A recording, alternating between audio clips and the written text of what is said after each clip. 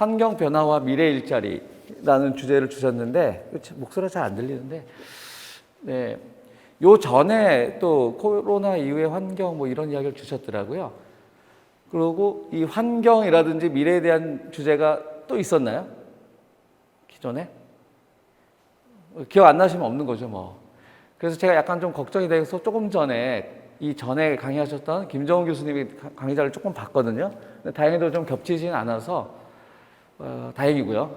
이 환경 변화에 대한 이야기를 좀 한 3분의 2 정도 요약을 좀 해서 하고요. 근데 이미 다 알고 계신 내용이어서 좀 빠르게 스킵해도 될 것 같아요. 미래 일자리 이야기를 3분의 1 정도 하려고 합니다.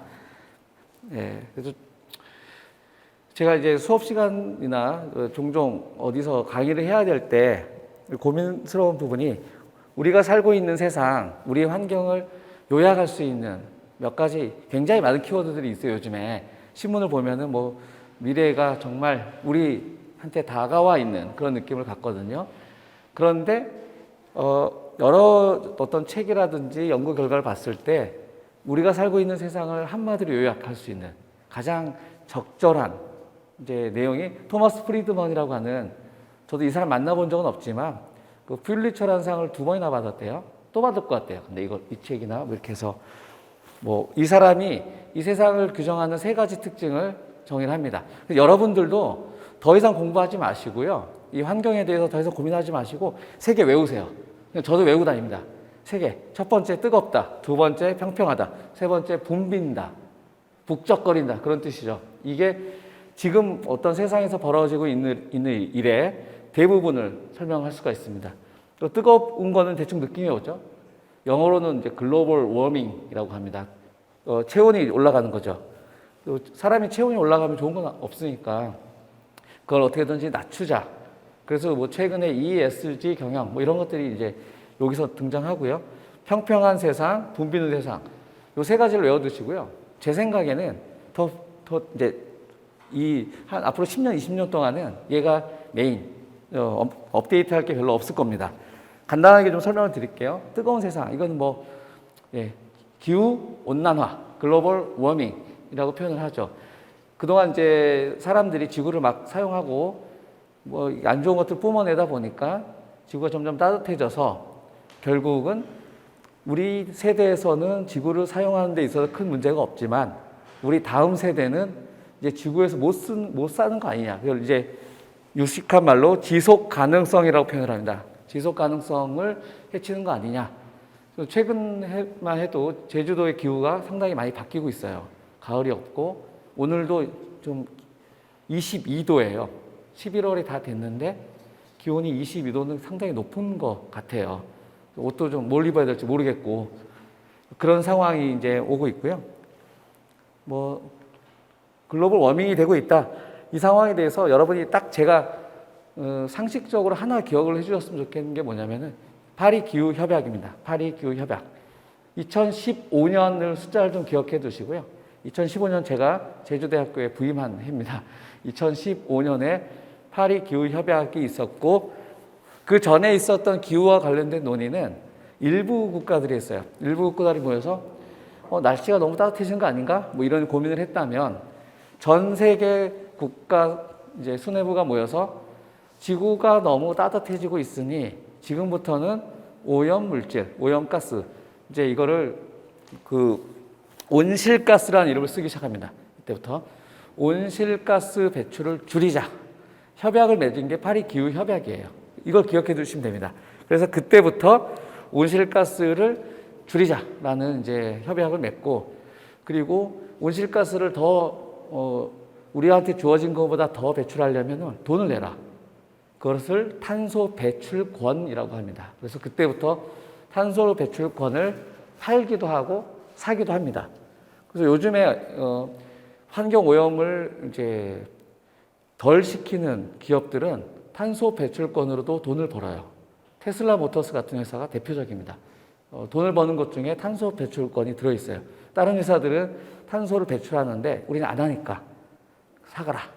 그게 이제 2015년에 파리 기후 협약입니다. 우리가 이제 알고 있는 대부분의 이 온실가스를 낮추기 위한 노력들이 이제 여기에 포함이 되어 있고요. 그러면 지구 온난화를 대응해야 하잖아요. 이 노력들이 어떻게 이루어지고 있느냐? 또 이것도 세 개예요. 이 세 가지 외우시면 됩니다. 제가 이제 학교에 오기 전에 이제 회사원을 한 13년, 14년 정도 했었는데 그 회사원의 기간 동안 가장 많이 했었던 직무가 컨설팅이에요. 경영 컨설팅 업무에 많이 있었는데 경영 컨설턴트들이 하는 항상 습관적인 말이 있어요. 무엇이 있어? 그럼 세 가지가 있어 라고 이야기를 합니다. 그러니까 세 가지가 가장 안정적인 구조예요. 그래서 이 세 가지가 있습니다. 두 가지 이야기하고 나서 세 번째는 잘 못해도 돼요. 첫 번째는 기업한테 책임을 줍니다. 왜 기업한테 책임을 주냐면 환경 오염시키는 게 니네들이다. 니네가 나무를 베고 니네가 석유를 파고 석유를 정제해서 팔잖아. 그리고 이 뭔가 쓰레기를 버리고 오염 물질을 버리는 것도 다 기업들이잖아요. 그래서 기업들한테 자발적이지만 강제적인 거죠. 여론이 강제하는 자발적 친환경 대응 노력을 해라 라는 게 첫 번째 한 축입니다. 그걸 이제 예전에는 CSR이라고 표현을 했어요. 회사 다니시면 CSR 파트가 좀 있을 거예요. 그 조직 내에 CSR 한 조직이 있는데 영어로는 Corporate Social Responsibility. 기업이 사회적으로도 책임을 좀 가져라. 너네가 가장 중요한 어떤 주체다. 그래서 아주 예전에 한 20년 전에 우리나라의 기업 중에 유한양행, 이 유한 킴벌리라는 회사로 이렇게 합작 투자를 하면서 이 회사가 주로 펄프를 만들어요. 화장지도 만들고 이 화장지가 다 나무잖아요. 나무는 또 아마존에서 대부분도 캐고 나무를 캐면 환경이 또 이렇게 자정할 수 있는 능력이 떨어지기 때문에 사실은 나무를 캐는 회사는 나쁜 회사. 그렇지만 우리는 나무를 캘 때마다 나무를 2개 더 심는다. 하나 캐면 2개 더 심는다. 그런 이제 캠페인을 했었습니다. 그래서 우리 강산 푸르게 푸르게 이런 것들이 이제 CSR 노력이었고 최근에는 ESG 경영이라고 하죠. ESG 경영이 E가 환경이에요. 조금 더 한 단계 더 나가서 더 적극적으로 이제 기업들이 이걸 하려고 노력을 하고 있고 이 친환경 대응 노력 자체를 그 기업의 어떻게 보면 바른 경영 활동으로 인식하게 하려는 그런 이제 움직임이 있는 거죠. 두 번째는 기술적인 부분입니다. 이거 굉장히 중요한 예를 들면 요즘에 수소 전지와 뭐 그린 수소 이런 이야기 있잖아요. 뭐 그린 뉴딜 대부분 그 기술 개발의 목적이 뭐 기술적인 진보라기보다는 환경에 친화적인 기술을 만들기 위해서 노력을 하고 있죠. 이것은 이제 정부도 투자를 하고 있고 기업들도 이걸 통해서 뭔가 선점을 하려고 하고 있습니다. 예를 들면 테슬라 모터스죠. 그리고 세 번째는 이제 정부가 직접 나서는 겁니다. 뭐 하지 마. 대표적인 게 유럽의 대도시들은 2025년부터 여기서 있죠. 파리, 마드리드, 그리스, 아테네, 멕시코 시티와 같은 더 많아졌습니다. 2025년부터는 디젤 차량이 다닐 수가 없습니다. 다닐 수가 없어요. 그럼 다닐 수가 없으면 안 팔리죠. 그러면 2025년 벌써 21년이에요. 그러면 이곳에서 자동차를 팔던 회사들은 지금 이제 팔기 시작하면 안 되죠. 이제 팔아버리면은 뭘까? 안 사죠, 사람들이. 3년밖에 못 할 거 뭘 삽니까? 더 이제 적극적인 국가도 있어요. 예를 들면은, 스웨덴, 노르웨이, 이런 데는 2025년부터 내연기관 자동차 운행 금지를 추진하고 있습니다. 그러니까 가솔린, 오토바이 다 안 됨. 전기차, 전기 사이클만 돼. 이거는 이제 규제죠. 뭔가 자발적인 노력이 뭐 따라올 수 있지만 그거보다 더 강력하게 규제. 제주도 같은 경우는 우리나라에서 팔리고 있는 전기차의 한 반 이상이 제주에서 팔리고 있습니다. 전체적으로 한 10,000대 가까이 제주도에 있는데 1억 정도로 좀 이렇게 뭐랄까 규제가 강하진 않죠. 제주도는 차가 등록된 차가 30만 대가 가까이 등록이 돼 있어요. 그 중에서 10,000대면은 되게 적은 거죠. 물론 이제 그 굉장히 많은 뭐 렌터카, 뭐 그리고 버스 이런 것들도 있지만 어쨌든 우리나라나 아시아는 상당히 이 규제 측면에서 조금 소극적인데 오히려 유럽, 뭐 중국 이런 데서 좀 강하게 하고 있습니다. 이렇게 세 가지 축을 염두에 두세요.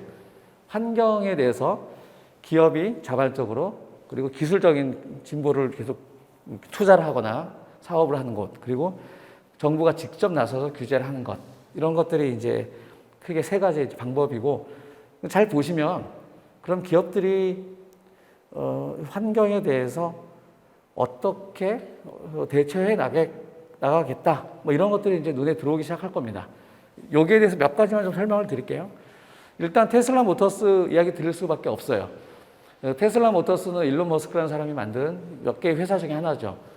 작년에 테슬라 모터스가 주식시장에서 핫했어요. 우리나라 사람들이 서학겜이라고 해서 엄청 많이 샀죠. 작년 초에 테슬라 모터스의 주가가 $100 정도였어요. 주당 $100. 근데 지금은 얼마냐? 혹시 아시는 분 계세요? 네. 1100이 넘었어요? 또 넘었어요? 자고 나면 3%씩 오르는 테슬라 모터스는 신이다. 신입니다, 신. 그래서 지금 시가총액이 1000조가 넘어요, 1000조. 1000조. 우리나라 상장되어 있는 시장 전체의 주식 가격을 다 합치면은 한 2000조가 좀 넘어요. 네, 절반 정도가 테슬라 모터스 규모가 그 절반 정도고, 사실 2000조 클럽이라고 해서 또 많아요. 애플, 마이크로소프트, 구글 다 2000조가 넘습니다. 그러니까 걔네 하나하나가 우리나라 전체 시장 하나만큼 시가총액을 가지고 있는 굉장히 무서운 회사고, 얘는 사실 테슬라 모터스는 현대자동차나 기아자동차에 비하면은 만들어내는 양 매출액은 되게 작아요. 현대자동차, 기아자동차가 1년에 자동차를 몇 대 만들 것 같으세요? 대략 60만 대 정도? 오, 그렇게 많이? 1년에 현대, 기아 자동차 만들어서 판매하는 자동차 숫자가 850만 대예요. 850만 대. 어마어마하게 많죠. 세계 3, 4등에 왔다 갔다 하고, 1등은 아마 좀 도요타나 뭐 이렇게 1000만 대 왔다 갔다 하는 정도로 굉장히 많이 만들어서 중국에서만 1년에 2억 대 이상의 차가 팔립니다. 중국에서만. 근데 그 정도로 차가 많이 팔리는데, 테슬라 모터스는 30만 대를 만들어낸 게 얼마 전이에요. 그러니까 돈을 사실 많이 벌지도 않고요. 테슬라 모터스는 회사를 운영해서 이익을 낸 것도 올해가 처음이에요. 작년까지 한 번도 이익을 내본 적이 없어요. 그런데 주식 가격이 왜 이렇게 높을까? 여러 가지 이유가 있을 건데, 이 테슬라 모터스의 주식 가격이 높은 게 결국은 환경에 대한 이야기에 가깝습니다. 환경에 대한 이야기, 그리고 이 뒤에서 설명드리겠지만 기술에 대한 이야기. 그 이야기를 대표하는 애죠.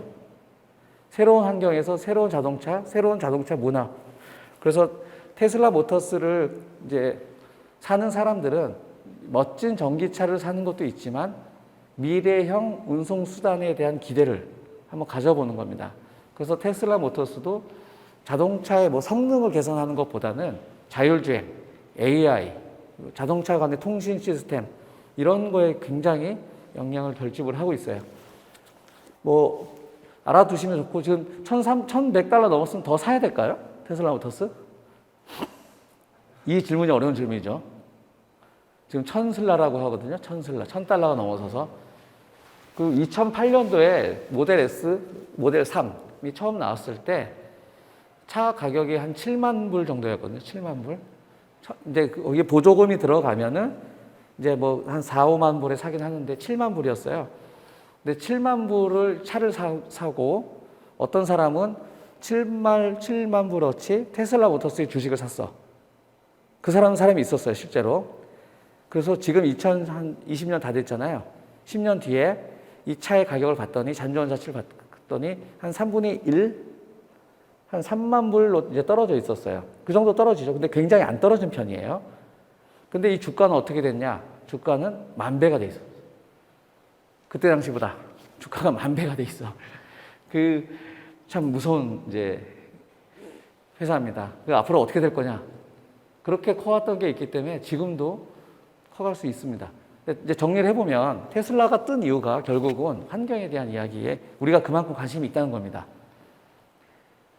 근데 문제는 자동차가 우리 눈앞에 많이 보이니까 오염원으로 보이지만, 이게 지금 무슨 사진이냐면은 뭐 영국에 있는 뭐 어디서 조사를 했는데 지구 위에서 인공위성으로 적외선 카메라를 찍은 겁니다. 적외선 카메라는 열을 감지하죠. 적외선 카메라를 찍었더니 이렇게 보인대요. 이 빨간 게 뭐냐면은 바다 위에 있거든요. 빨간 것들이 배가 다니는 길이에요. 적외선 카메라가 육지에는 별로 이렇게 뜨거운 게 안 보이고 여기에 주로 많이 보이죠. 여기에. 그 말은 배 한 대가 5만 톤짜리가 지나가면은 자동차가 뭐 5만 대 지나간 것보다 더 많은 양의 온실가스를 뿜어내는 거예요. 우리는 그걸 잘 모르고 있었지만 우리 옆에 없으니까 사실은 제가 더 문제. 이런 애들이 굉장히 많습니다. 그러니까 자동차를 가지고 우리가 미래를 이제 환경을 대응한다. 이건 어떻게 보면은 그 기업이 그만큼 마케팅을 잘한 거지. 실제로 지구의 관점에서 보면은 대응해야 될 게 더 다른 게 굉장히 많습니다. 이런 배도 있고 뭐 그렇습니다. 근데 문제는 또 배는 전 세계에서 배를 제일 잘 만드는 나라가 어딘지 아세요? 한국이에요, 한국. 3대 조선사가 다 한국에 있어요. 큰 배, 어려운 배, 빠른 배는 다 한국밖에 못 만들어요. 제가 조선사에 한 3년 정도 근무한 적이 있고 중국의 대련에도 6개월 정도 있었던 적이 있는데 중국에서 굉장히 많이 수주해서 한국이 어렵다 뭐 이런 이야기를 하잖아요. 현장에 가보면 그런 이야기 안 나와요, 절대. 저는 제 눈으로 저희 조선소 옆에 CSOC라고 중국 대련 조선이 있었는데 거기서 벌크선 하나가 이렇게 쭉 나가다가 새로운 기능을 탑재했는지 배가 가라앉는 걸 봤어요. 배가 그런 기능을 탑재한 건 아니지. 근데 배가 쭉 가라앉는 걸 봤어요, 실제로. 다들 나와서 구경했지. 와, 가라앉는다. 그래서 왜 가라앉았냐? 잘못 만들어서 가라앉았어요. 배가 이렇게 부러졌대요. 가운데가 부러져서 가라앉았는데 그럼 저거 다시 건져서 다시 만드냐? 아니, 새로 만든대. 다시 건질 수가 없으니까. 근데 우리나라는 그런 일은 없어요. 잘 만들죠. 그래서 우리나라가 이런 걸 보면은 새로운 친환경 선박을 굉장히 많이 만들고 있는데 주식이 안 달려요. 좀 뭔가 이상해. 우리나라에서 이런 나쁜 것들을 덜 쓰는 굉장히 신종 선박을 굉장히 많이 만들거든요. 많이 수주하고 있는데 그 현대미포조선 같은 데서 만들어요.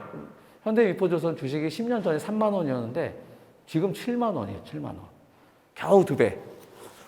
그런 거는 좀 뭔가 이 비즈니스와 실제 기술하고 좀 격차가 좀 있는 게 아닌가. 일론 머스크의 테슬라 모터스는 사실은 환경에 대해서 이 조선사들보다는 덜 기여하는데 주가는 훨씬 더 달리고 있다. 이 회사가 지금 천조라고 했잖아요. 시가총액이. 시가총액은 발행한 주식에다가 현재 가격을 곱하면 되는 거예요. 이 주식이 전체적으로 얼마가 지금 퍼져 있냐 이야기인데 팔려 있냐. 이 테슬라 모터스를 뺀 나머지 모든 전 세계 자동차 회사의 시가총액을 합친 것보다 얘가 더 많습니다. 모든 나머지 다 모여서 시가총액 합쳐도 얘보다 적어요. 그러니까 참 신경을 안 쓸 수가 없어요. 주식 가격 계속 보이고. 예, 좀 넘어가 보겠습니다. 이 자료를 혹시 배포해 주시면 좋겠는데 배포해 주시나요? 예, 그러면 나중에 제가 설명 안 한 것 좀 읽어보세요. 평평한 세상으로 가겠습니다. 평평한 세상은 크게 두 가지예요. 두 가지 개념. 첫 번째는 기술이 아주 급속도로 발전해서 전 지구가 실제로 평평한 것처럼 느껴질 정도로 가깝게 됐다. 한국에서 얼마 전에 유행한 노래나 드라마는 이제 전 세계 순식간에 다 똑같이 유행을 하는 그런 걸 좀 느끼고 있습니다. 우리나라는 뭐 굉장히 지도에서 쪽 안 보이는 곳에 있기 때문에 이 지도도 딱 보니까 이거 미국이네, 얘가. 우리나라 이쪽에 있겠네. 여기 어디 있겠네. 항상 변방에 있어가지고 소외되어 왔는데 이제 그런 소외 같은 거 느껴지지 않으실 거예요. 그런 이제 기술적인 발달에 따른 전 지구의 그러니까 지구촌화라고 하죠. 그러니까 첫 번째고 두 번째는 무엇이든 가능한 세상. 이렇게 한번 설명을 드려볼게요. 1500년 또는 1700년대쯤 되면 그때가 아마 조선시대 초기 중기인데 그때에는 여러분 중에서 사람 중에서 성씨, 김씨다 방씨다 성씨를 가진 인구가 전체 인구의 7%밖에 안 됐다고 합니다. 7%. 7%는 성이 있고 나머지는 성은 없고 이름도 대충 있는 개똥이, 예, 진짜 말똥이 그랬다고 합니다. 7%가 성을 갖고 있는 세상에 여러분이 태어났다라고 하면 굉장히 높은 확률로 우리는 그 93이었겠죠. 그분들은 태어났을 때 무슨 생각을 가지고 무슨 목표를 가지고 살아왔을까? 생각을 해보시면은 굉장히 깝깝합니다. 지금 태어나서 정말 다행이에요. 근데 지금 우리는 서점에 가보면은 한 벽에 섹션에 이런 게 있어요. 자기계발서. 자기계발서라는 게 1700년대에는 없었을 거예요. 왜냐하면 자기 개발을 할 수가 없어요. 자기 개발을 하면 뭐해? 할 수가 없는. 근데 지금은 자기 개발서라는 게 있어서 너도 뭘 열심히 하면 너도 대박 날 수 있어. 이런 책이 엄청나게 많이 나오고 있죠.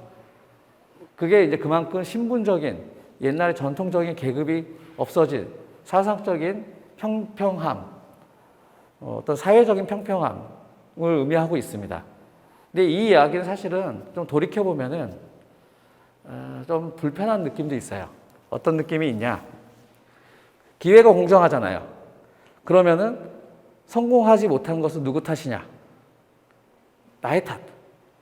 다 똑같이 공정한 기회와 평등한 기회를 성공할 수 있는 기회를 다 가졌는데 왜 성공 못했어? 이렇게 가는 좀 문제가 좀 있는 거죠. 그러니까 예전에 영국, 유럽의 사람들이 돈을 표현하는 영어 단어를 뭘 썼냐면은 뭘 썼어요? 영국에서 돈, fortune이라고 했어요. fortune이라는 잡지가 있죠. 그게 무슨 뜻이냐? 내가 부자가 된 거는 행운의 여신이 터치를 해준 거야. 네가 너가 한 거 아니야. 운이 좋은 거야. 라는 의미가 있는 거죠. 근데 지금은 fortune이라고 안 하잖아요. money. 그러면 반대로 옛날에 돈을 많이 못 갖고 있었던 우리 같은 사람은 죄송합니다. 또 많이 있을 수도 있는데 unfortunate한 거잖아요. 운이 좀 없었어. 근데 지금은 성공 못했으면 뭐예요? 루저. 열심히 안 했네. 그러니까 되는 이제 그런 흐름이 최근에 많이들 비판을 하고 있죠. 이게 뭐랄까 능력주의의 함정이죠. 똑같이 기회를 줬는데 왜 성공 못해? 그 이야기를 예를 들면 농구로 가보면 야 똑같이 운동 시간 연습했는데 왜 마이클 조던보다 못해? 그 이야기를 생각을 해보면은 세상이 평평하지는 않아요. 마이클 조던은 엄청난 재능을 갖고 있잖아요. 누구나 다 재능을 갖고 있고 조금씩 다 다르다고. 기회는 비슷하지만 그래서 이제 능력주의가 가지고 있는 그런 불공정한 어떤 기반이 잘 보이진 않는 상황이죠. 어찌됐든 예전에 비하면 평평해진 건 맞는 것 같아요. 평평해졌다. 그 이야기는 이제 그 정도 말씀을 드리면 뒤에 들을 말씀이 많아가지고 좀 넘어갈게요. 세 번째는 사람이 많아졌습니다. 북적거려요.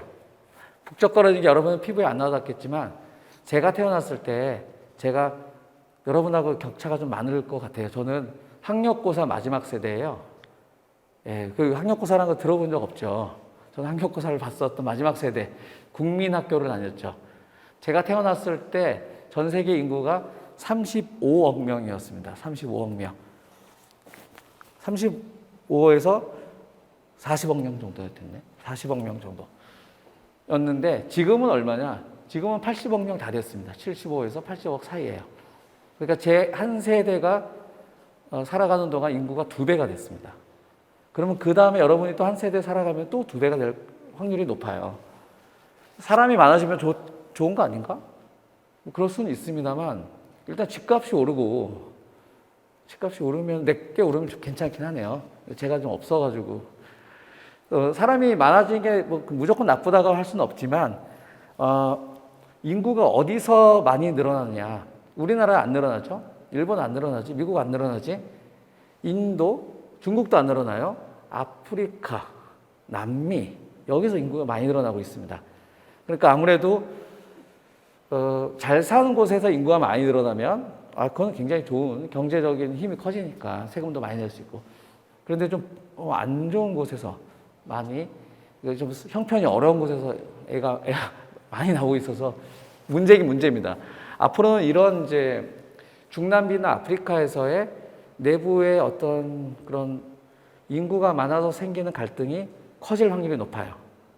지금 현재도 이제 뭐 베네수엘라나 몇몇 나라에서 이제 나라를 거의 포기하고 있는, 나라의 운영을 포기할 수밖에 없는 상황까지 가는 경우가 있는데 한 5년, 10년만 지나도 그런 나라가 더 많아질 겁니다. 그러면 우리한테도 부담이 됩니다. 세계 경제가 침체기를 겪게 될 확률이 있는 거고, 상당히 보셔야 돼요, 이거는. 그래서 저 개인적인 생각은 어떤 이제 생각을 많이 하냐면, 나라를 나라답게 운영을 못할 나라가 굉장히 많아요. 아프리카에 가면 굉장히 많은 나라들이 그렇게 나라를 운영할 수 있는 능력을 상실한 나라들이 많습니다. 예를 들어서 제가 다녔던 회사 중에 어떤 회사가 아프리카 가나라는 나라 들어봤잖아요. 가나 초콜릿. 가나에 대통령과 대통령 동생과 정치적인 어떤 연결을 좀 친분 관계를 맺었습니다. 그래서 가나에 집이 필요하니까 사람들이 살려면 집이 필요한데 좀 현대적으로 번듯한 단지를 만들고 신도시를 만들고 싶은 거예요. 그래서 가나에 200만 호 집 200만 개의 집을 짓는 계약을 맺습니다. 그럼 200만 개의 집을 지으려면은 어마어마한 신도시를 짓는 거거든요. 그러면은 그거를 짓기 위한 사람들이 살 공간이 또 필요해요.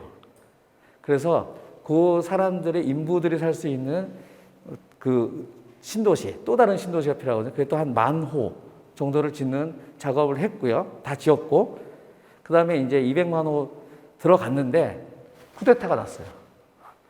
그래서 막 바뀌었어. 대통령이 바뀌어가지고 맨 처음에 한 이야기가 10,000호 지은 거 고마워. 그리고 이제 가. 그래서 이거 10,000호를 지은 거는 자기 돈으로, 우리 회사가 우리 돈으로 지었는데 돈도 못 받고 그냥 나온 적이 있습니다. 근데 그만큼 불안정한 곳이에요. 그러니까 아직도 땅을 사지를 못하고 가서 그 부족의 제일 할아버지한테 가서 소를 한 마리 갖다 주면은 그래 써 99년 써 이렇게 구두로 허락을 받는다고 합니다. 가나가. 그러니까 얼마나 불안하고 또 인구가 더 많아지고 못 살게 되면 더 불안해질 거라고요. 그런 데서는 도대체 국가를 어떻게 관리를 해야 되냐. 정말 새로운 고민들이에요. 여러분들이 좀 아이디어를 냈으면 좋겠어요. 제가 생각하는 모델 중에 하나는 뭐냐면은 차라리 유엔 같은 데서 또는 미국에서 그런 나라를 운영할 수 있는 좀 좋은 회사 같은 거, 뭐 공기관을 하나 만들어서 운영 대행을 해주면 오히려 낫지 않을까라는 생각도 합니다. 자기들이 잘 못할 거면. 근데 그런 고민이 이제 여기서 등장할 거고요. 앞으로도 우리한테 좀 많이 영향을 안 줬으면 좋겠어요. 예. 근데 문제는 동시에 늙어가고 있죠. 예. 이제는 이제 환경에 대한 이야기가 아니라 환경에 대한 이야기 다시 한번 정리하겠습니다. 환경은 뜨겁고 평평하고 북적입니다. 이 세 가지가 우리한테 임팩트를 어떻게 줄 것인지 여러분이 고민하셔야 돼요. 그리고 이 임팩트는 이미 오고 있어요. 이미 오고 있고 테슬라 모터스가 매일매일 3%씩 가격이 올라가고 있어요. 그러면 요즘에 이렇게 변화하는 환경에서 잘 나가는 애들, 게임의 양상을 바꾸는 게임 체인저들은 어떻게 게임을 하고 있는지 좀 살펴보는 거예요. 이게 우리 이제 직업하고 관련되니까. 그러면 이제 현재 지금 이 시간에 세계를 지배하고 있는 기업이 누구냐? 계속 조금씩 바뀌긴 하는데 1등은 여전히 아마존입니다. 지금 이 시기에 세상을 지배하는 이 티라노사우루스 같은 애는 누구냐? 단연코 아마존이에요. 왜 그러냐? 비즈니스에서 가장 중요한 밸류체인 전체를 아마존이 석권으로 하고 있습니다. 여러분이 이제 아마존을 잘 모르겠지만 우리는 그냥 아마존이라고 해서 온라인 쇼핑몰 정도로 생각을 하지만 우리 옆에 굉장히 많이 와 있어요. 이 제프 베조스라는 분이고 저보다 한 10살 많은데 개인 자산이 250조예요. 250조 개인 자산이. 그것도 이혼해서 엄청 많이 띄워줬는데도 그만큼 남았어요. 예전에는 전 세계에서 가장 부자인 분이 워렌 버핏이라는 투자자였거든요. 90조에서 100조 사이에서 돈을 엄청나게 많이 갖고 있었는데 그게 이제 200조, 250조로 확 달려가고 있습니다. 근데 250조를 가지고 있는 사람도 탈모는 못 고쳐요. 예, 탈모는 못 고치는 것 같아요. 머리가 훤하죠. 저는 저 사람보다 돈이 적지만 머리가 좀 많아서 이긴 걸로 하겠습니다. 아마존이 여러분이 잘 모르는 건 만큼 저도 잘 모르거든요.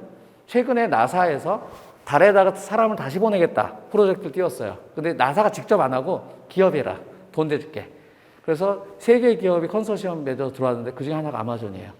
달에다 사람을 보내는 프로젝트에도 뛰어들어 있어요. 우주 항공에도 들어와 있고, 뭐 가장 유명한 게 뭐냐면은 뭐 다 보시면 아시는 거죠. 뭐 아마존 프라임도 있고 여기요. 아마존 웹 서비스. 우린 몰라요. AWS라고 하는 회사인데 전 세계 클라우드 컴퓨팅, 클라우드 저장하는 이 플랫폼에 가장 마켓시어가 큰 회사가 아마존입니다. 클라우드 하면 그냥 대부분 아마존 아니면은 마이크로소프트. 마이크로소프트는 이름이 좀 다른데 그 두 개가 좀 잡고 있습니다. 그러니까 아마존의 경쟁자는 마이크로소프트예요. 아마존의 경쟁자는 스페이스X. 이 전 세계 비즈니스의 어떤 밸류체인을 다 휘어잡고 있습니다. 그래서 좋냐? 이 회사 입장에서는 좋은데 이 도널드 트럼프가 대놓고 아마존 항상 욕을 하죠. 너 때문에 우리 일자리가 없어진다. 그만큼 뭔가 비즈니스의 생태계 사슬이 바뀌고 있다에 대해서 아마존은 항상 공공의 적으로 좀 지목이 됩니다. 도널드 트럼프가 2016년도에 대통령 당선인 시절에 뭐 IT 사람들 쫙 모아놓고 뭐 보이죠? 뭐 마이크로소프트 누구도 보이고 잘해보자. 우리 같이 잘해보자라고 한 건데 바로 다음 해 초반에 아마존은 왜 자꾸 우리 일자리를 이렇게 없애고 있냐라고 트위터질을 막 합니다.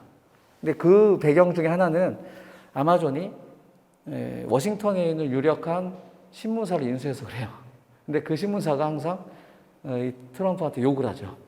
나쁜 사람이라고.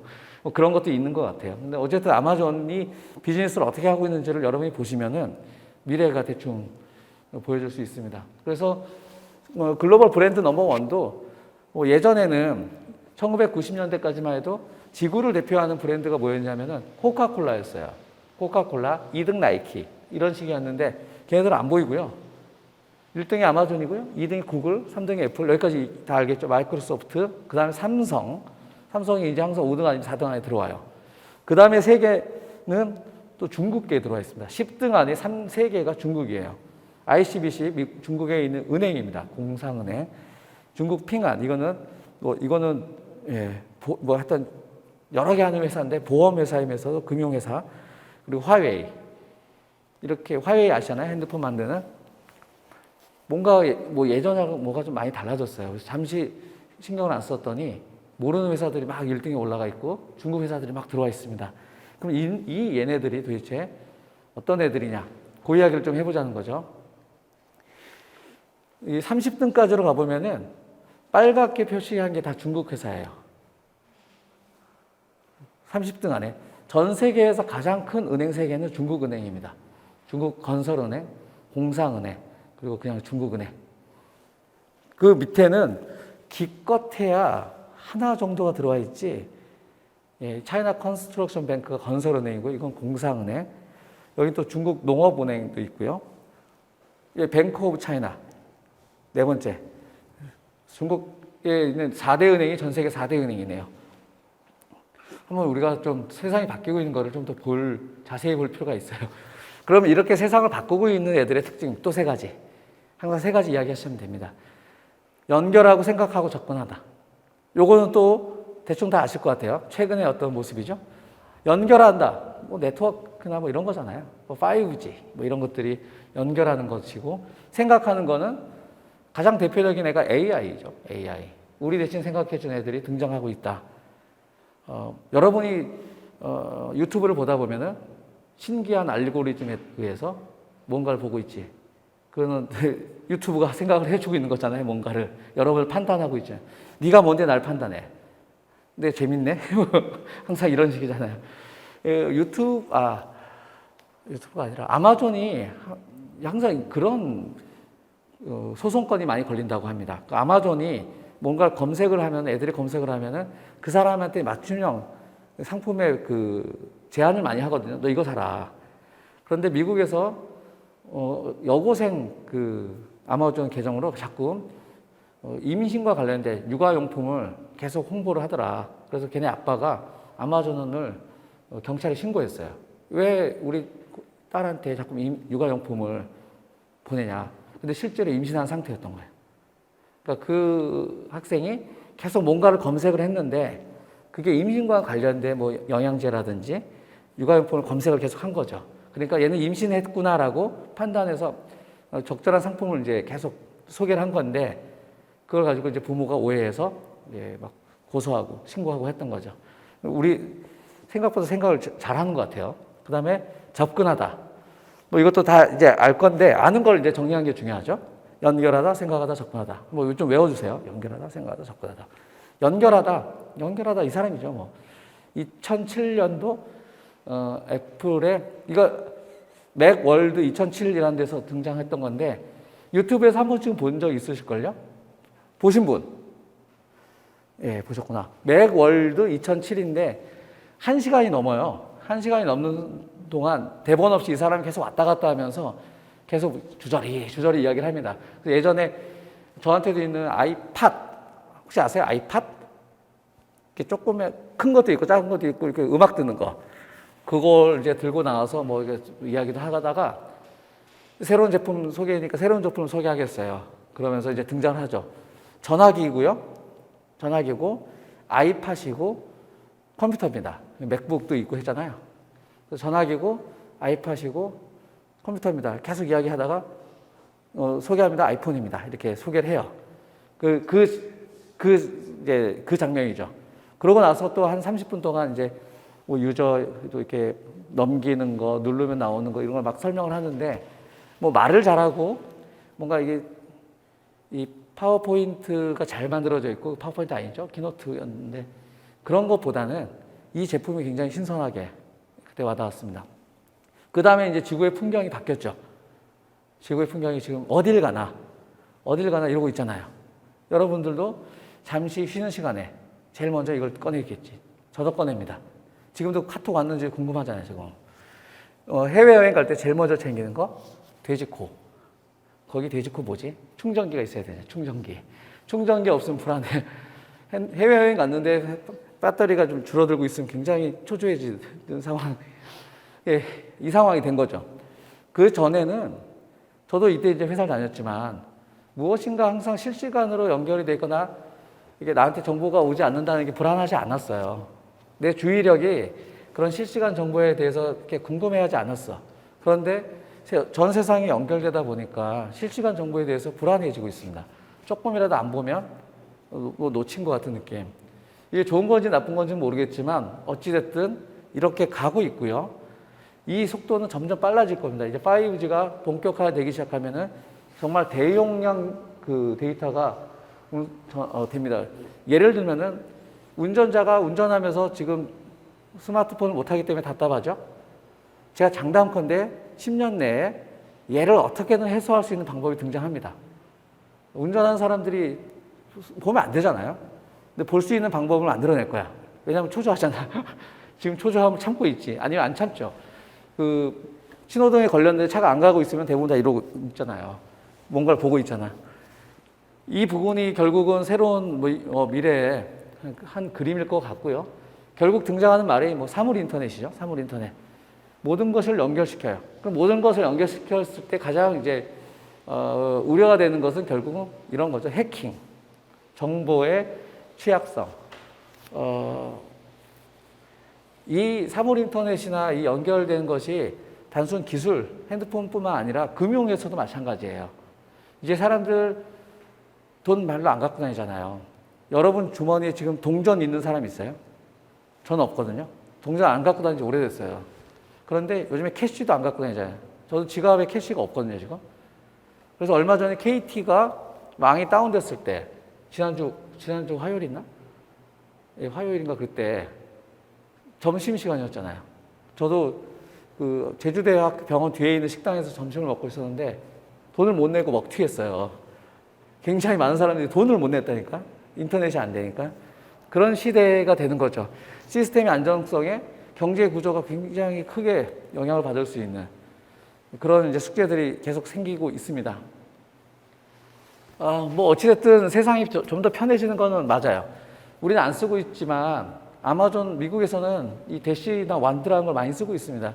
아마존은 그 마트도 이제 무인 마트로 많이 운영을 하고 있고, 이게 뭐냐면은 자주 구매하는, 우리로 치면 뭐 햇반이나 물 같은 거는 인터넷으로 구매를 하는 게 아니라 이 대시 버튼을 아예 가져옵니다, 집에. 그래서 누르면은 한 번에 한 세트씩 배달이 되는 거예요, 그냥.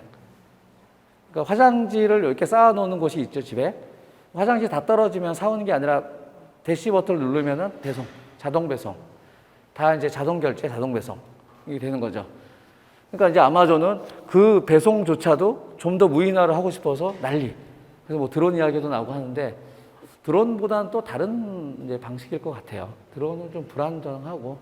대시만 있냐? 대시는 집에다 붙여놓는 거거든요.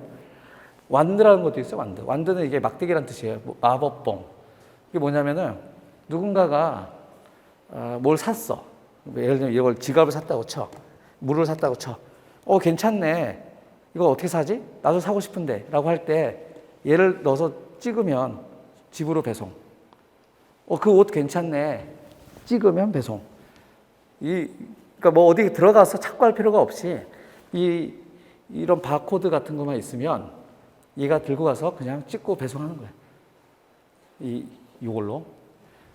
이런 세상이 올 거라 예상 못 했죠. 근데 아마 더 많이, 이것보다, 이 아이디어보다 더 많은 아이디어들이 계속 등장할 겁니다. 이 다 모든 것이 연결되면서 벌어지는 거죠. 사람과 사람, 뭐 기업과 사람이 연결된 것뿐만 아니라 기술과 기술도 연결이 되는 거예요. 뭐 결제, 배송, 그리고 뭐 주문, 이런 것들이 다 연결이 되고 있습니다. 그 다음에 이제 AI 이야기를 하고 싶은데, AI는 알파고죠, 알파고. 2016년 3월에 서울의 그랜드 인터컨 호텔에서 구글 딥 마인드 챌린지가 있었습니다. 구글의 무슨 마이크 허사비스인가? 영국 사람이잖아요. 그 회사가 이름이 딥마인드였나? 50명짜리 회사인데 구글이 엄청난 돈을 들이고 샀어요. 인수한 회사인데 거기서 만든 인공지능의 이름이 알파고였고 4대1로 이겼죠. 4대1로 이세돌 구단을 이겼고, 그때 당시에 이제 회장님께서 홍석현 회장이었죠. 우리나라 기원의 회장인 홍석현 회장이 알파고한테 구단 자격증을 줍니다. 구단. 예. 사람이 아닌데 구단을 줬어요. 그런데 이 구단이, 여러분은 이제 아시는 분도 아시겠지만 그 다음 해에 온라인 바둑 사이트에서 다시 등장합니다. 버전 2. 알파고 버전 2가 등장해서 60승을 해버립니다. 근데 60승을 하는 동안 이게 알파고라는 걸 사람들이 다 알고 있었어요. 온라인에 웬 놈이 등장했는데 자기를 이기면, 한 번이라도 이기면 5만 달러를 주겠다. 돈 걸고 이제 등장한 거예요. 그러니까 그때 당시에 유명한 모든 기사들이 다 붙었어요. 다 붙어서 나도 한번 알파고랑 해보고 싶다. 다 졌어요, 다. 완전히 져서 이건 이제 못 이긴다. 그런데 이제 중국인 커세라는 친구가 나는 이긴다. 나랑 다시 한번 해라. 딥마인드 챌린지 다시 한번 하자. 그래서 5번이 아니라 3번기, 3번 하는 걸로 이제 다시 한번 중국에서 했는데 하다가 울었어요. 하다가 막 돌 던지고 화내고 막 울면서 못 이겨. 그래서 이제 알파고 버전 1 때는 여전히 좀 실수도 있고 그랬는데, 이제 알파고 버전 2가 되면서 사람이 이길 수 있는 수준이 아니게 돼서 은퇴를 하죠. 그래서 더 이상 이제 바둑은 안 두고요. 알파고는 이제 더 이상 없고 새로운 걸 이제 고민 중에 있습니다. 근데 사실은 알파고는 그렇게 안 무서워요. 우리 바둑 안 두면 되잖아. 근데 알파고보다 더 무서운 AI들이 계속 등장한다는 거죠. 가장 대표적인 경쟁자가 IBM의 왓슨이에요. 왓슨의 연구소에서 만든 건데, 이 왓슨은 우리가 요즘에 그 집에 있는 통신사에서 주는 AI 스피커 있잖아요. 오늘 날씨 어때? 물어보면 이렇게 대답해 주는 거. 그런 거의 원형을 만든 이제 회사고, 지금 우리나라에서 만드는 AI 스피커들은 대부분 인공지능이 아니에요. 인공지능이 아니라 대부분 DB를 갖춘 거예요. 예를 들면은 요즘 날씨 어때? 요즘 날씨 어떠니? 날씨 어때? 를 다 미리 넣어놓은 거예요. 미리 다 날씨와 관련된 걸 다 넣어놔서 그 말이 나오면은 오늘 날씨는 어떻습니다. 답이 하게 얘는 인공지능을 생각하는 게 아니라 그냥 말을 코드로 만든 다음에 검색해서 답이 나오게 하는 그런 구조예요. 그래서 인공지능이 아니에요. 그런데 이제 IBM에서 만들고 있는 왓슨은 실제로 대화가 가능한 인공지능 형태로 만들어 가고 있습니다. 자연어 처리가 되는. 그래서 최근도 아니죠. 꽤 몇 년 전에는 이 IBM 왓슨이 공포 영화의 예고편을 만든 게 있어요. 몰건이라고 하는 인공지능이 나오는 영화인데, 영화는 재미없어요.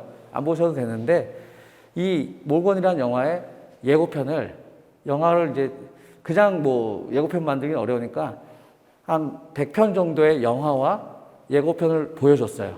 그 다음에 네가 영화 예고편을 만들어 봐라. 그래서 인공지능이 실제로 영화의 트레일러를 만들어서 배포를 했습니다. 저도 봤는데 뭐 어색하지 않아요.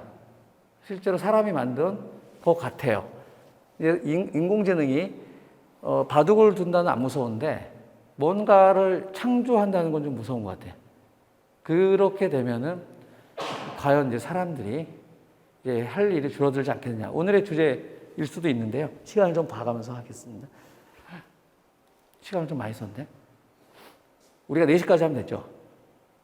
예, 시간 좀 있네. 인공지능이 등장했을 때 세상에서 가장 충격을 받은 사람들은 한국 사람들입니다. 왜 그러냐? 인공지능은 첫 번째 똑똑하죠. 전 세계에서 가장 똑똑한 사람들이 한국 사람이었단 말이에요. 그런데 한국 사람이 똑똑하다는 걸로 전 세계에서 좀 경쟁력을 갖추고 있었는데 인공지능이 등장했잖아요. 우리는 좀 충격을 받을 수밖에 없죠. 두 번째, 인공지능은 잠을 자지 않죠. 쉬지 않아요. 전 세계에서 가장 안 쉬는 나라 사람이 누구냐? 한국 사람이잖아요. 한국 사람은 똑똑하고 안 쉬어. 근데 인공지능이 등장했어. 망했네. 이 느낌이 이제 우리나라에서 아주 심하고요. 이따 설명드리겠지만 인공지능 등장해서 우리 직업 다 없어지겠네. 이 고민 제일 많이 하는 곳이 바로 또 한국입니다. 별로 안 없어지고 있어요. 결론적으로.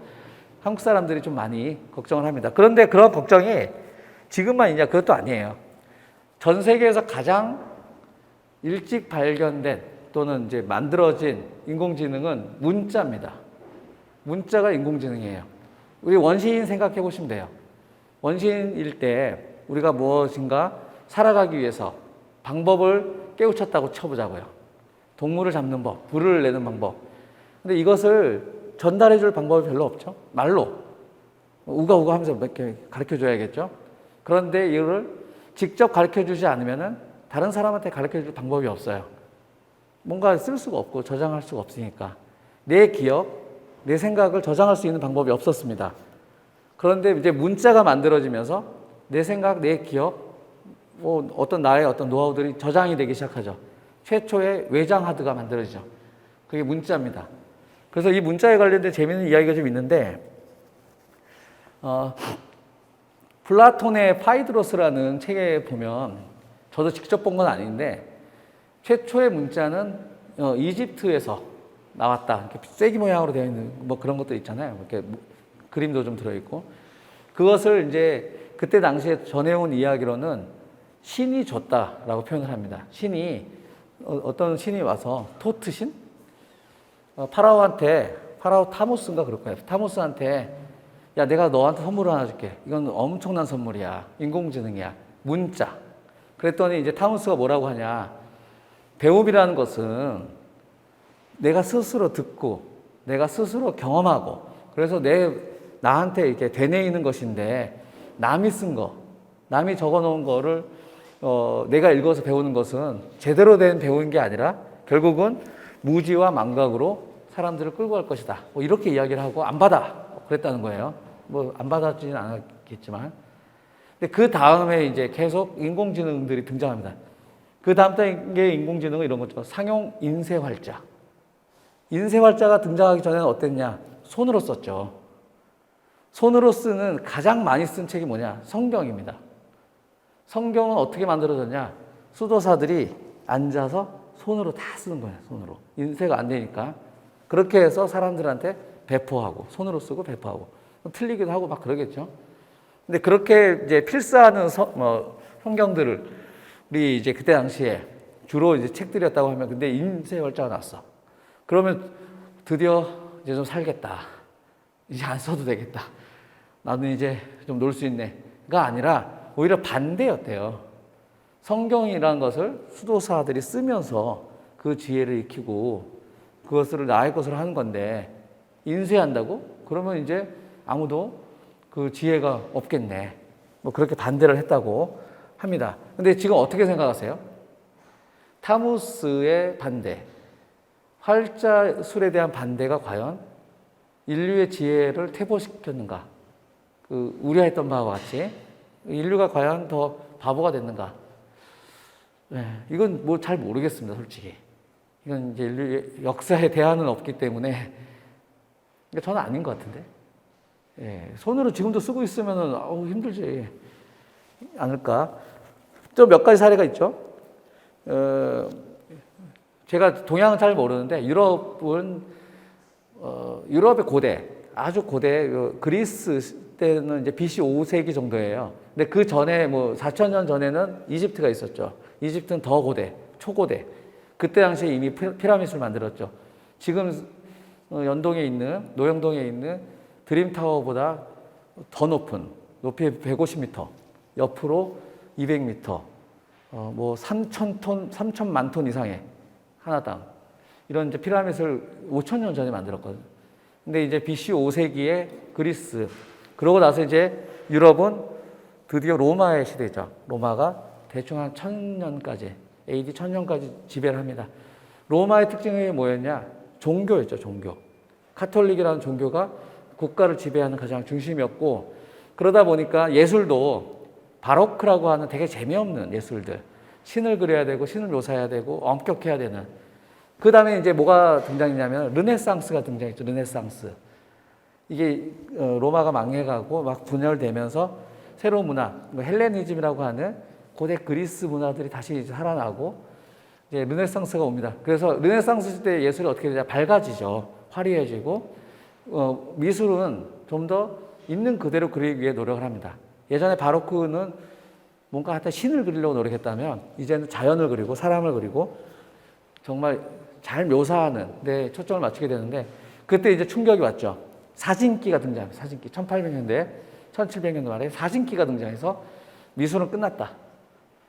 예술은 끝이다. 라고 했지만 그렇지 않죠. 안 끝났죠. 누가 등장했냐? 마네, 모네, 쇠잔 이런 사람들이 등장하면서 점으로 그림 그리고 또는 이제 뭐 여러분 잘 아는 뭐 입체파들이 등장하고 인상파 이런 사람들이 등장하죠. 그래서 굉장히 다른 미술이 등장했습니다. 그러니까 우리가 인공지능이 등장해서 우리가 드디어 끝이 왔구나라고 생각할 때마다 새로운 것들이 계속 등장해 왔다는 거죠. 그래서 이제 질문이 이거였죠. 인공지능은 과연 인류를 지배하고 인류를 퇴보시킬 것이냐? 그건 아니다. 아닌 것 같다. 지금까지는. 그리고 또 이런 이야기도 해요. 제가 이제 종종 보는 100만 유튜버 작가, 100만 조승연이라는 분이 했던 이야기인데, A, 우리 헤어져. B, 어떤 놈이야. 이건 제가 여러분한테 설명할 필요가 없는 대화죠. 이 대화 속에 벌써 어떤 스토리가 좀 떠오르죠. 일단 A가 어떤 사람이고 B가 어떤 사람인지 대충 다 알 것 같고, 심지어 여기는 지금 오타가 심각한 오타가 있는데 별로 신경 안 쓰이죠. 신경은 쓰이는데, 우리 헤어져? 어떤 놈이야. 이걸 과연 인공지능이 이해할 때가 언제쯤 올 것인가. 그런 이제 이야기를 해보자는 거죠. 우리가 좀 무서워하는 것은 인공지능이 정말 사람과 구별이 안 되게 생각을 하는 게 좀 무서운 상황인데, 이거 할 수 있을까? 잘 모르겠습니다. 아직까지는 우리가 그렇게까지 무서워할 필요는 없지 않나 이야기고요. 세 번째는 아까 연결하다, 인지하다, 세 번째 접근하다. 접근하다는 비즈니스의 구도가 바뀌고 있다는 뜻입니다. 접근하다. 예전에는 무엇인가를 소유해서 무엇인가를 가져서 물건을 사서 썼다면 이제는 빌려 쓰죠. 대부분의 것들이 다 빌렸습니다. 알리바바, 우버, 아시아 쪽은 그랩, 에어비앤비, 넷플릭스, 아마존, 유튜브 이런 것들이 무엇인가 책을 사고 영화를 내가 사서 뭐 이렇게 DVD를 가지고 뭐 이런 구조가 아니라 쓰고 없어지는 형태로 다 바뀌고 있습니다. 그러니까 이런 이제 비즈니스들은 결국은 아까 봤던 뭐 연결하다, 뭐 또는 클라우드, 뭐 또는 이제 사물 인터넷 이런 거랑 다 연결이 되는 그런 구조입니다. 그래서 생활의 구조가 바뀐다. 생활의 어떤 문화의 풍토가 바뀔 수 있다. 소유에서 접근으로 바뀐다. 이렇게 볼 수 있고요. 이 접근하다에 하나 제가 좀 추가를 하자면은 만약에 여러분이 이제 또 이거 말고 또 있는데라고 한다면 저는 분해하다가 하나 들어올 수 있을 것 같아요. 분해하다.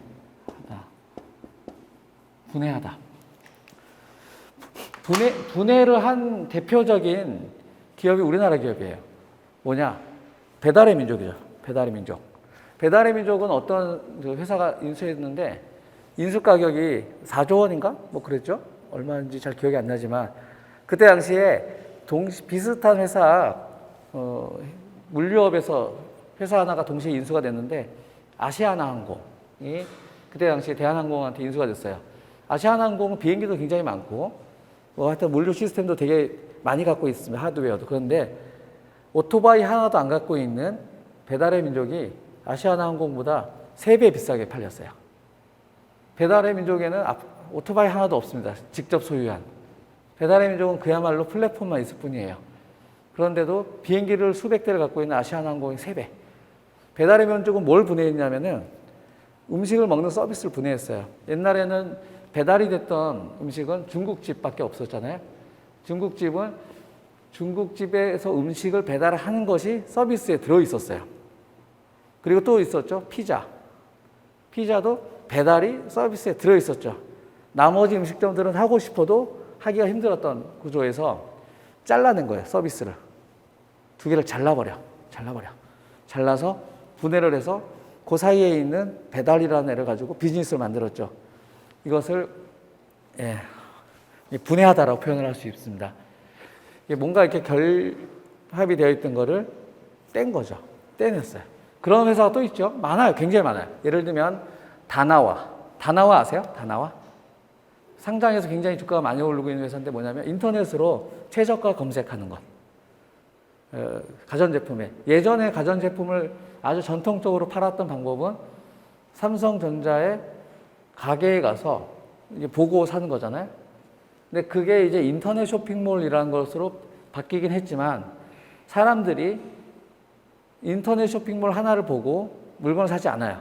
그리고 오프라인 쇼핑몰 가서 구매하지 않아. 그 자리에서도 다른 걸 검색해 보잖아요. 이게 제일 싼가? 다른 곳에서 더 싸게 파는 데 없나? 그 사이에 사람들이 그 갈망했던 그 최저가 검색을 만들어서 비즈니스를 만들었죠. 그런 것들. 또 최근에 또 여러분들이 알아두셨으면 좋겠는 것 중에 하나가 우리나라에서 공채를 폐지하고 있습니다. 공채. 신입사원 공채를 폐지해. 지금은 삼성 빼고는 대부분 다 폐지된 상태예요. 현대, LG 다 폐지했어요. 삼성만 남아있어요. 삼성은 왜 남아있냐? 정부에 좀 밑보인 게 많아요, 지금. 대장님이 계속 왔다 갔다 하잖아요. 근데 그 사이에 공채 폐지하면 여론이 안 좋아지니까 못하는 거죠. 나머지 기업들은 별로 그런 상황이 아니에요. 다 대부분 회장님 지금 고소 안 당하고 있는 상태예요. 그래서 공채를 폐지했어요. 공채 폐지란 말은 1년에 한 번 대규모로 3만 명씩 신입사원을 뽑아서 쫙 계열사 배치하는 게 없어진다는 말이죠. 이렇게 되면 어떻게 되냐면은 이제 수시 채용하겠다는 거예요. 필요하면 그때 채용하겠다. 준비하는 사람 입장도 많이 바뀌어요. 공채가 가지고 있었던 장점은 뭐냐면은 우리가 젊은이들이 익숙하게 해왔던 준비를 그대로 가면 돼요. 우리는 고등학교 가고 대학교 가고 공채 준비하는 게 패턴이 비슷하다고요. 그 직무적성 검사 준비하고 시험 준비하고 영어 공부하고 이제 시험 준비. 공채는 이제 시험이니까. 그래서 들어가면 됐는데 수시 채용으로 바뀌면 시험을 보지 않습니다. 시험을 어떻게 봐요? 수시로 그때 다른 직무를 뽑는데 결국은 그 사람이 무슨 일을 했는지 뭘 준비했는지를 개별적으로 판단할 수밖에 없습니다. 그러니까 이제 수시가 아니라 자기의 이력 관리를 해야 되는 상태로 바뀌어요. 문제는 회사에 있는 사람 입장에서는 준비생이 뭐 공부를 하던 이력 관리를 하던 별로 관심 없을 거예요. 회사 잘 들어왔으니까. 회사에 계신 분도 계시지만 준비한 사람 입장은 완전히 다른 거죠. 공채를 준비하는 거랑 수시채용 준비하는 건 완전히 다른. 그렇죠? 그런데 또 다른 이제 걱정이 되는 사람들이 있어요. 누구냐? 인사팀. 인사팀은 공채를 하면은 1년의 특정한 시점에만 아싸리 집중적으로 일을 하고 나머지는 그 일을 안 해도 되지만 수시가 되면은 1년 내내 채용을 하고 있어야 되는 거예요. 1년 내내 채용. 그러니까 얼마나 힘들어요. 인사팀에서 이 인사 채용이라는 일이 너무 힘든 일이 됐어. 공채 폐지로. 그래서 자연스럽게 어떻게 되냐. 여기서 뭔가 끌어내는 애들이 등장합니다. 대표적인 애가 사람인입니다. 사람인. 채용을 해주는 사이트라고 하죠. 사람인. 이 회사가 예전에는 그냥 뭐 사람 구합니다. 또는 이제 구인구직 어떤 뭐 홈페이지 같은 걸로 쓰였는데 이제 채용을 대신 해주는 그런 이제 일도 하고 있어요. 채용대. 이 회사가 올해 다른 회사에 이제 팔렸는데 9천억 원에 팔렸어요. 회사 가격이. 가지고 있는 자산이 없어요, 별로. 사람하고 홈페이지밖에 없어. 그런데 9천억 원에 회사가 팔렸습니다. 그런 사람인만 그러냐? 아니죠. 마이크로소프트는 링크드인이라는 회사를 30조 원에 샀어요. 몇 년 전에. 30조 원. 사람들이 미쳤다고 그랬죠. 그런데 지금은 훨씬 더 비쌉니다. 그래서 마이크로소프트 장사 잘하네. 링크드인도 비슷한 이제 사이트고, 호주로 가면 seek.com이라는 게 있어요. 호주에서 사람들 구하고 취업을 하려면 seek.com, seek.com인데 이것도 한 6조, 7조 이렇게 돼요. 호주는 인구도 많지 않은데 그만큼 분해하는 것들이 이게 다 분해해. 기존에 있었던 어떤 프로세스들이 뭉텅이로 되어 있었던 것을 묘하게 와서 탁 잘라서 요거 내 거 하고 이렇게 등장하는 거죠. 그런 것들이 아주 많을 거고요. 이런 것들을 만약에 잘만 찾아내면은 여러분들이 뭐 새로운 제프 베조스가 되지 못할, 뭐 새로운 어떤 우한 형제가 되지 못하라는 법은 없죠. 아, 예, 어렵습니다. 저도 좀 아이디어가 있으면 좋겠어. 그러면 이제 어떻게 해야 되냐? 네. 그럼 어떻게 해야 되냐? 이제 오늘 해야 될 이야기를 좀 해야겠죠. 이런 이제 SBS에서 취재 파일 보도자를 봤더니 미래 유망 직업으로 나왔더라고요. 앱 개발자, 뭐 임상 관광 서비스. 그러니까 저 입장에서는 이거 볼 때마다 느꼈던 게 뭐냐면은 문과, 저는 경영학과 나왔거든요. 문과는 뭐 할 게 없어. 여기 지금 문과생 한 번만 손 들어주세요. 문과 출신.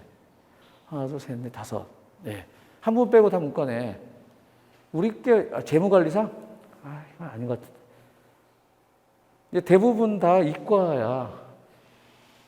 그래서 이 미래 유망 직업의 1번의 앱 개발자는 대충 알 것 같아요. 뭐 컴퓨터 뭐 이런 거니까. 나머지는 솔직히 잘 모르겠어. 네. 눈에 잘 들어오지 않고요. 미래에 사라질 직업. 아, 시계 수리기사. 응? 시계 수리기사 몇 명 안 되는데 우리나라에 갑자기 1등으로 나왔어요.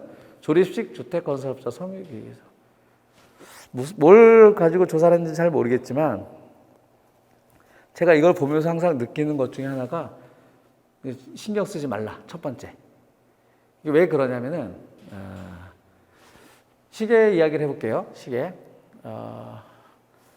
원래 시계는 스위스에서 만들잖아요. 스위스에서 뭐 롤렉스 막 들어봤잖아요. 뭐 스위스에 있는 IWC, 뭐 저 위로 가면 파텍 필립, 바세론, 콘스탄틴, 브레게, 막 등등등이 스위스에서 정말 이렇게 앉아가지고 막 이렇게 가까이 들여다보고 만드는 게 이제 손으로 만드는 게 시계잖아요. 근데 이 시계 산업을 한번 괴멸시킬 뻔한 게 있었어요. 어떤 회사냐면 일본의 시티즌이라는 회사예요. 시티즌이 1950년대에 1년에 1초도 안 틀리는 전자시계를 만들죠. 근데 가격은 10,000원도 안 해.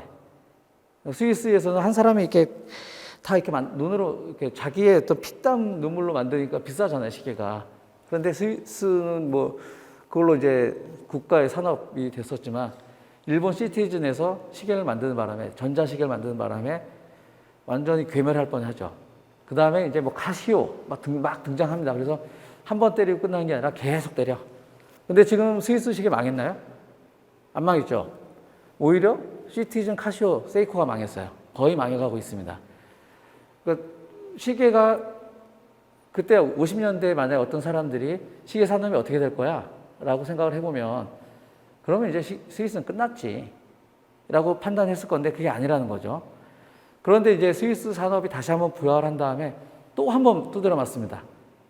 언제냐면 2008년쯤에 애플워치가 등장하면서 애플워치가 손목에다가 전자시계 플러스 전화 플러스 미디어 플레이어를 올려놓은 거예요.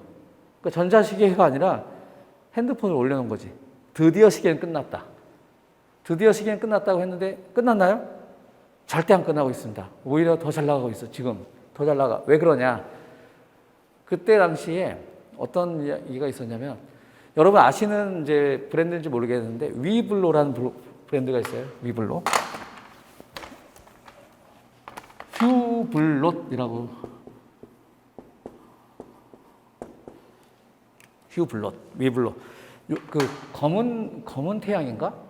거기에 몸 좋은 아저씨가 위블로 차고 나와서 간접 광고를 많이 하고 있는데 이게 2000년 초반에 만들어진 브랜드예요. 만들어진 지 한 20년밖에 안 됐는데 엄청 고가의 시계 브랜드예요. 그냥 저기 아날로그 시계인데 뭐 그렇다고 해서 뭐 어마어마한 뭐 다이아가 들어가고 뭐 이런 것도 아닌데 그냥 비싸게 팔아요. 마케팅을 아주 잘하는 회사죠. 근데 이 사람이 뭐라고 이 회사 이제 회장이 뭐라고 했냐면은 애플워치가 시계 산업에 타격을 줄 거라고 생각하는 거는 짧은 생각이다.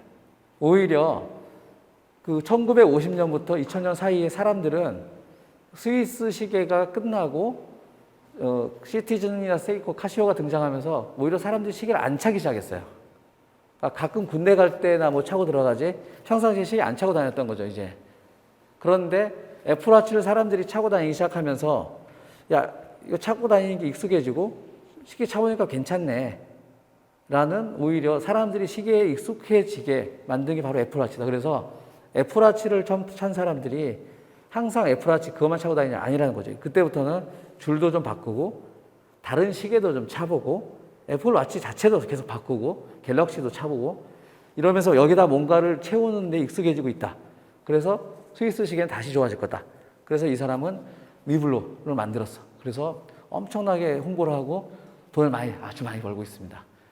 네, 라는 회장인데, 그러니까 그런 이야기를 그걸 보면은 이런 이제 방송국이나 뭐 어떤 이런 데서 곧 사라질 직업이라고 이야기하는 것에 대해서 한번 우리는 좀 이게 1차원적으로 보지 말고 깊게 봐야 될 것 같아요. 또 하나 미래에 사라질 직업으로 항상 등장했던 게 뭐냐면은 회계사예요, 회계사. AI가 등장하면 회계사 없어진다고 그랬잖아요, 맨날. 회계 좀 없어진다고. 지금 시장 어떤지 아세요? 60살이 돼서 은퇴하셨던 회계사들 다시 다 직장으로 돌아오고 있어요. 빅펌들이 뭐 PwC, 딜로이트, 뭐 KPMG 3대 빅펌이잖아요. 퇴직한 회계사들 다 내려오고 있어요. 왜? 회계사가 모자라서. 왜 모자라? 전혀 예상 밖의 곳에서 모자라게 됐어요. 그게 뭐냐? 현 정부의 52시간 근무제가 등장했어요. 회계사들은 연중에는 놀다가 지금 시점에 바쁘거든요. 지금 시점부터 연초까지가 아주 많이 바쁘고 또 놀다 바쁘다 이렇게 일을 해요. 물론 그 중간에 일을 거 하는데 그래서 바쁠 때는 일주일에 80시간씩 일을 하죠. 집에도 안 가고 제일 바쁠 때 뭐 크리스마스 시즌 이때 제일 바쁘죠. 그렇게 일을 해왔는데 52시간 이상 일을 시키면 불법. 이러니까 회계사가 더 많이 필요하게 된 거예요. 그래서 지금 회계사 연봉이 갑자기 가파르게 오르고 있습니다. 있는 사람들도 오르고 퇴직한 사람도 다시 데려와서 일을 하고 있어요. 예상을 우리가 못하는 방식으로 펼쳐지고 있어요. 그러니까 괜히 우리가 지레짐작하지 말자라는 게 제 생각입니다. 시계 수리기사가 없어질 것 같지. 왜냐하면 애플워치를 다 차고 다니는데 시계를 왜 수리해. 그렇지만 그런 식으로 흘러가지 않는 게 위블로를 보시면 안다니까. 나머지도 사실은 다 그렇게 보면은 뭐가 어떻게 될지 잘 모르겠어요. 꽃 디자이너 없어진다고? 예. 신경 쓰지 말자. 예, 제가 말씀드리고 싶은 건 신경 쓰지 말자.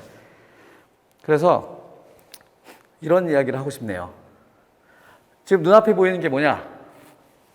뭔 것 같아요? 사실 밑에 있는 질문이 더 진짜 왜 이따위로 생겼을까? 눈 앞에 보이는 건 저거는 자동차예요. 1800년대 말에 만든 자동차인데 자동차를 왜 저렇게 디자인했을까? 왜 그랬냐면은 전문가가 디자인해서 그래요. 그 전문가는 누구냐? 마차 전문가.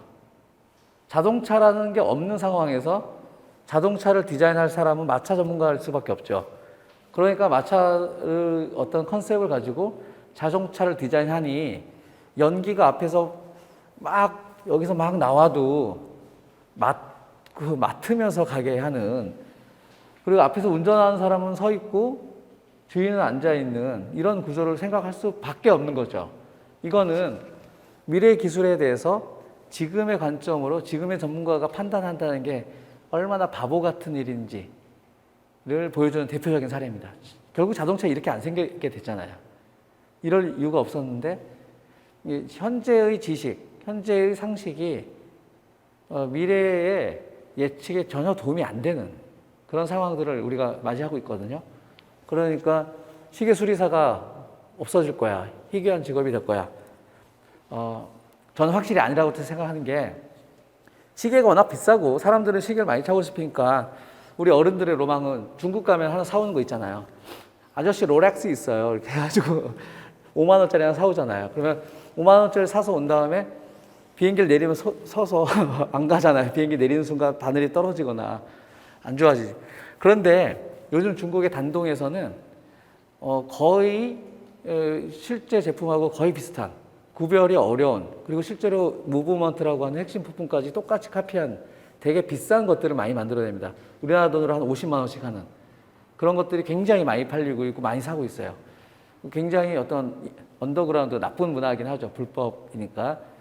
그래서 등장하는 게 뭐냐? 시계 수리기사, 지금 종로에 가면은 시계 수리기사가 하루에 100만 원씩 벌고 있습니다. 그 제품들이 고장이 나면은 계속 수리를 안 해줘요. 기존 수리사들이 수리를 안 해주니까 그런 애들만 전문으로 수리해 주시는 분들이, 가게들이 계속 생기고 있어요. 영동이죠. 그 가면. 그래서 하루에 막 100개씩 계속 들어오면은 수리하고 나면 하루에 100만 원씩 번다고 하더라고요. 대신 눈이 아주 침침해지고 나빠진다고 하니까, 현재의 어떤 지식과 전문성으로 미래를 예단하는 게 굉장히 어렵다는 것을 볼 수 있습니다. 그거는 뭐 이것뿐만이 아니에요. 한 1900년대 중반쯤에 쓰여진 SF 소설, 미래를 생각하는 SF 소설 보면 되게 웃기는 것들이 많아요. 근데 그게 최선의 추측이었다니까. 그래서 이런 거죠. 새롭게 각광받는 직업은 무엇일까? 이게 오늘의 가장 핵심 이제 궁금 사항이었을 텐데, 제가 미리 말씀드리면 성공의 방식에서 바뀐 것은 없습니다. 성공의 방식에서 바뀐 건 없는데 그게 어떠한 비즈니스이냐는 바뀔 수 있어요. 위블로냐, 아니면 뭐 분해하는 것이냐, 그것들이 조금씩 계속 아까 그 게임 체인저들이 바뀌듯이 연결하고 이해하고 접근하는 그런 비즈니스들이 계속 생겨나고 성장하죠. 그걸 이해는 해야 돼요, 분명히. 그런데 뭐 우리가 뭔가 미래를 예측해서 남들은 모르는 무엇인가를 우리가 찾아내서 이 직업을 먼저 선정하면 우리는 남들보다 성공할 수 있을 거야. 이런 고민은 불가능하다. 어떻게 보면 우리는 예측할 수도 없다. 이게 이제 뭐 제 개인적인 의견일 수도 있습니다. 그럼 결국 그럼 어떻게 하란 말이야? 성공의 방식에서 제일 중요한 거는 열심히 하는 거예요, 사실은. 열심히 하는 것이 아닌, 열심히 안 해도 성공하는 방식으로 바뀐 건 아니라는 겁니다. 무엇을 해야 되는가에서 시작하는 것은 물론 필요한 고민이지만 더 중요한 것은 어떻게 해야 하는 것인가. 뭐 아무 일이나 해야 된다는 말은 아니지만 정말 획기적이어서 남들보다 내가 한 발자국만 더 빨리 들어가면 남들보다 앞서 나갈 수 있는 곳이 없다는 거죠. 그런 곳은 없다. 80% 이상의 고민은 어떻게라는 것에 맞춰야 된다. 이 고민을 할 수밖에 없는 거죠. 제가 제주도 와서 제일 좋은 점이 뭐냐면 제주도는 운동하기가 좋아요. 골프도 있지만 승마도 있고 해양 스포츠도 있고, 그리고 실제로 여유가 있는 도시 분위기가 있기 때문에 저는 일주일에 한 번 테니스 레슨을 받습니다. 그 서사라에 있는 실내 테니스장에서 테니스 레슨을 받고 있는데 한 몇 개월 됐어요. 근데 받아보신 분 있으세요, 혹시? 테니스 레슨? 동시가 없으시구나. 테니스 레슨은 다른 뭐 골프 레슨처럼 연습을 하는데 와서 머리 들지 마시고요. 이런 게 아니에요. 테니스 레슨은 훈련이에요. 그러니까 콘을 갖다 놓고 뛰어다니면서 어떤 공을 쳐. 그 세트를 뭐 예를 들면 10번을 한 다음에 쉬어. 또 10번 하고 쉬고. 이런 식으로 세트 훈련을 계속하는 거예요. 뛰어다니면서.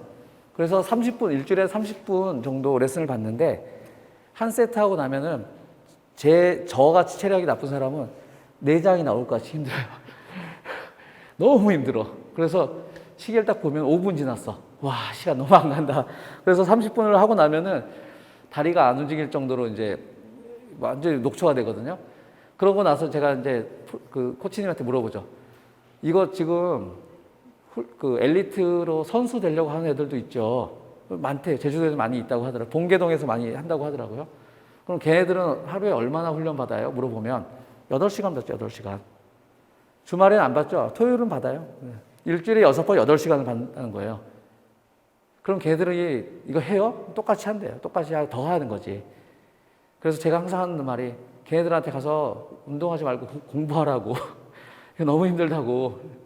생각을 해보니까 걔네가 하루에 8시간씩 일주일, 만약 5일만 해도 40시간을 하는 거잖아요. 40시간을 그 훈련을 한다고요. 저는 40시간 훈련을 받으려면 80번을 가야 돼요. 그건 1년 반이에요. 그러니까 제가 1년 반을 가서 그분 코치님한테 헉헉거리면서 레슨을 받는 게 걔네들은 일주일짜리라고, 일주일짜리. 그러니까 걔네들이 테니스를 왜 잘 치냐면은 엄청나게 쳐서 잘 치는 거예요. 골프 선수들도 마찬가지예요. 우리는 어쩌다 한 번씩 레슨 받지? 그게 1년 동안 받아봤자 한 40시간 받을 거라고요. 걔네들은 한 주에 그만큼 연습을 하는 거예요. 한 주에. 결국은 잘하는 이유는 능력이 아니라 많이 해서 훈련을 받아서 의식적인 훈련을 해서 그렇다는 거죠. 그래서 우리 고민을 이렇게 해야 돼요. 어떻게 해야 하는지 정확한 방법 또는 그런 것을 묘수를 우리가 모르기 때문에 잘 못한다. 이 생각을 버려야 된다는 거죠. 이 생각을 버리고 골프도 보면 이게 타이거 우즈라는 분의 이제 모습인데 저 모습을 전 세계 골퍼들이 다 알아요. 저렇게 친다는 것을. 근데 왜 못 치냐? 타이거 우즈만큼 연습을 안 한 거죠. 물론 재능도 좀 있겠지만 그만큼 연습을 해봤냐? 타이거 우즈는 5살 때부터 골프를 쳤단 말이에요. 뭐 50년 동안 쳤죠. 50년 동안 쳐도 지금 자기 잘 못 친다고 하는데 뭔가 방법을 알면 해결한다. 아니에요. 열심히 해야 돼. 열심히. 열심히 해야 된다. 의식적인 훈련을 해야 된다는 것을 사람들이 잘 모른다. 두 번째는 내가 무엇을 하고 싶은지 내가 정말로 열정을 느끼고 가슴이 뛸 것이 무엇인지를 못 찾아서 헤맨다 라고 생각하는데 저는 이것도 굉장히 위험하다고 보는 겁니다. 그 꿈이란 걸 쫓아가면은 꿈이 나를 해결해 줄 거야. 내 미래를 해결해 줄 거야. 근데 가보면 가까이 가면 갈수록 내가 생각했던 것보다 꿈이 별론데? 라는 생각만 들게 되는 거죠. 그 꿈이 나한테 주는 가치가 점점 떨어질 뿐이에요. 가면 갈수록. 멀리서 보면 제일 멋있어요. 가수가 되는 게 멀리서 보면 진짜 멋있지. 연습생이 들어가서 하루에 10시간씩 연습을 하다 보면 재미없어지고 그 꿈이 싫어진다니까. 그래서 내가 꿈이 뭔지를 모르기 때문에 지금 헤매고 있고 방법을 몰라서 헤맨다.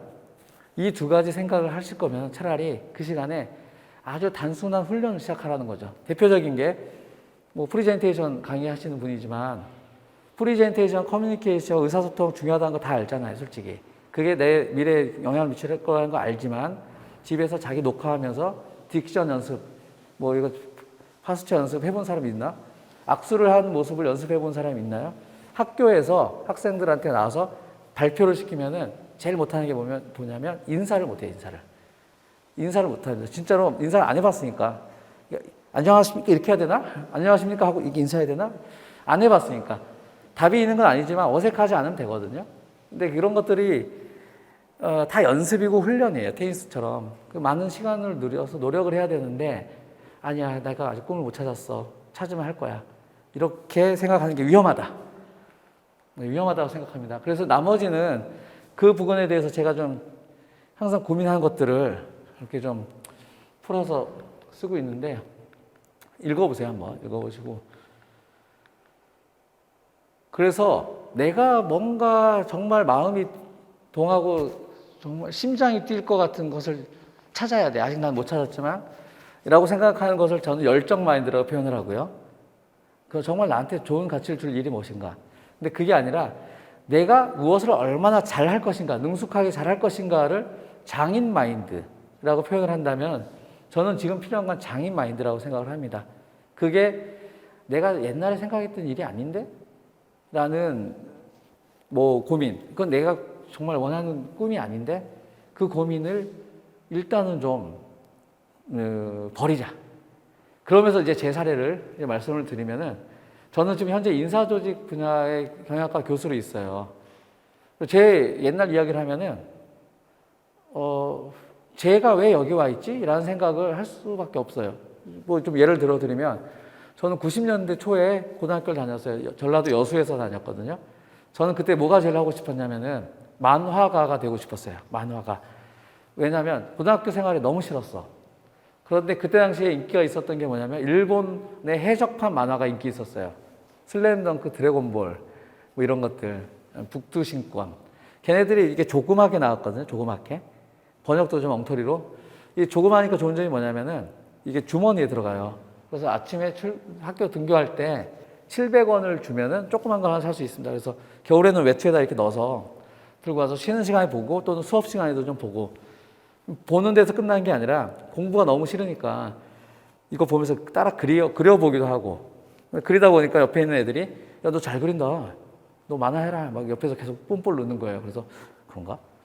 막 이렇게 만화를 열심히 이제 막 그리기 시작했죠. 조금씩. 정말 미술 준비한 사람들이 들으면 웃긴 이야기죠.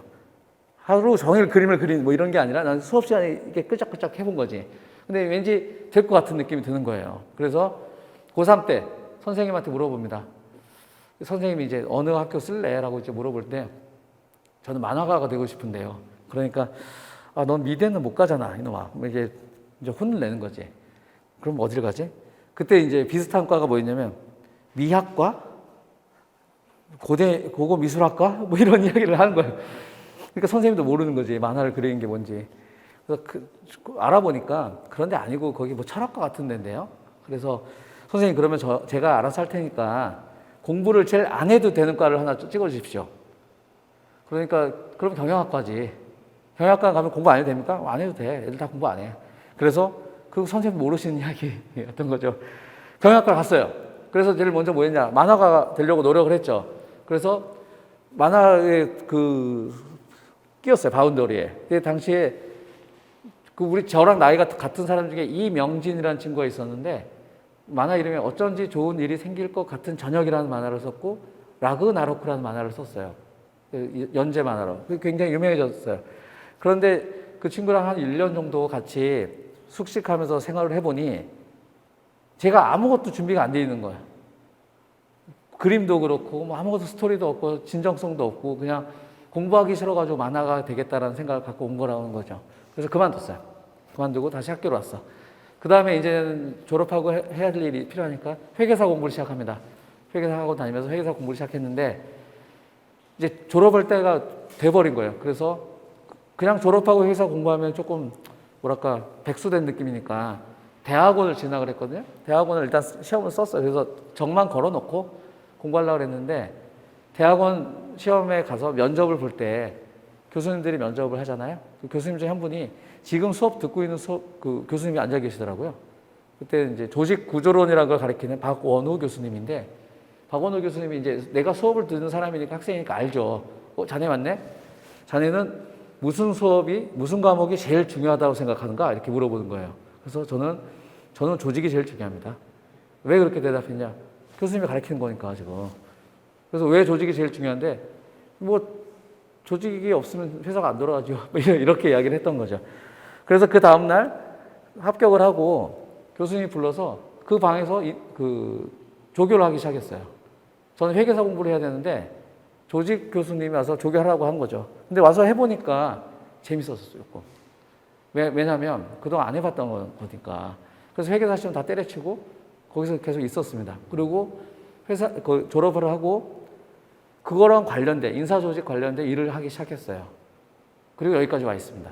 일하다가 이제 학교로 왔죠.